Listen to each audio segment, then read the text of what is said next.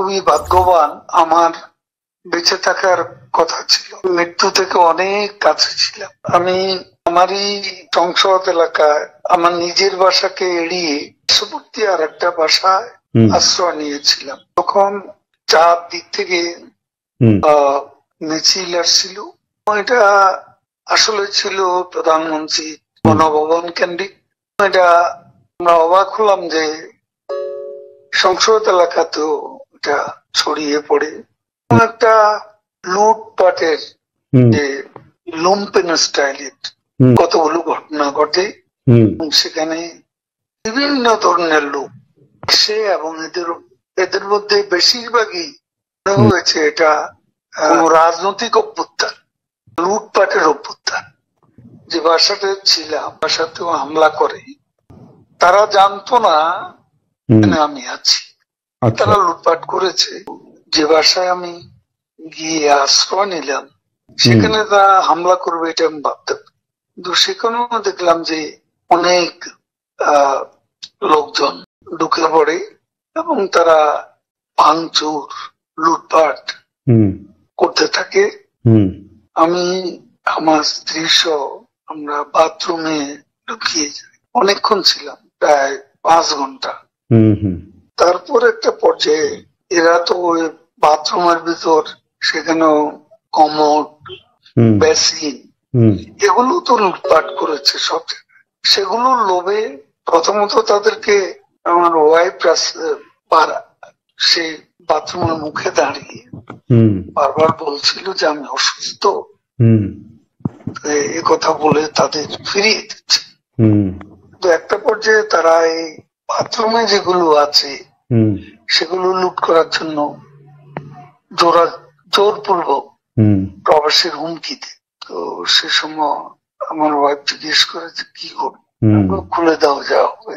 তারপরে 7-8 জন ছেলে ঢুকলো, তার খুবই আক্রমণাত্মক দৃষ্টিভঙ্গি মনোভঙ্গি নিয়ে। তখন হঠাৎ তারা আমার দিকে তাকায়, আমার দিকে তাকিয়ে আপনি নেত্রী চলে গেল, আপনি জাননি কেন? আমি কিছু বলছিলাম। তারপরে ছেলেদের মধ্যে কি ভাবের উদয় হয়েছে জানি না, তারা আমাকে বলে আপনার ছবি তুলবো। তারপর আমার ছবি তুলতে শুরু করলো, সেলফি নিচ্ছিল, ছবি তুলছিল। এরা ছাত্ররা অনেকে আমাকে চেনতো। কি কারণে তারা তখন আক্রমণাত্মক যে মনোভাবটা ছিল সেটা নিয়ে এসে শীতল হয়ে গেল। এরা ঠান্ডা মাজাজে তখন কথা বলছিল। এদের মধ্যে আবার এক পর্যায়ে একটা গ্রুপ তারা চেয়েছিল আমাকে রাস্তায় সেনাবাহিনী হাতে তুলে দিতে, কেউ কেউ আবার এটাও চেয়েছিল যে জনতার হাতে তুলে দিতে। এটা অবশ্যই তখন একটা মানসিক ভাবে ভেতরে ভেতরে ভেঙে পড়েছিলাম। এরপর এরা এদের একটা শার্ট, এদের ওই ব্যাজ, লাল পতাকা শোভিত ব্যাজ লাগিয়ে আবার কালো একটা মুখে একটা মাস্ক দিয়ে আমাকে হাঁটতে হাঁটতে সংসদ এলাকা থেকে বড় রাস্তা, গণভবন অভিমুখী রাস্তা, ওখানে নিয়ে যায়।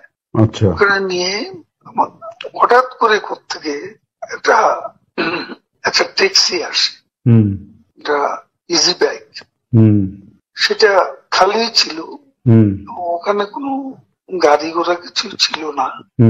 ওটা হঠাৎ করে কেন যেন এসে পড়ে, হয়তো আমার ভাগ্য।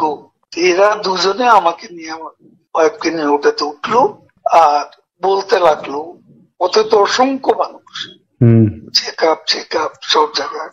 এরা বলতে লাগলো যে আমাদের চাচা চাচি অসুস্থ, হাসপাতালে নিচ্ছি, ডিস্টার্ব করবে না। এই করে করে নিয়ে গেল একটা অনেক দূরে একটা জায়গা।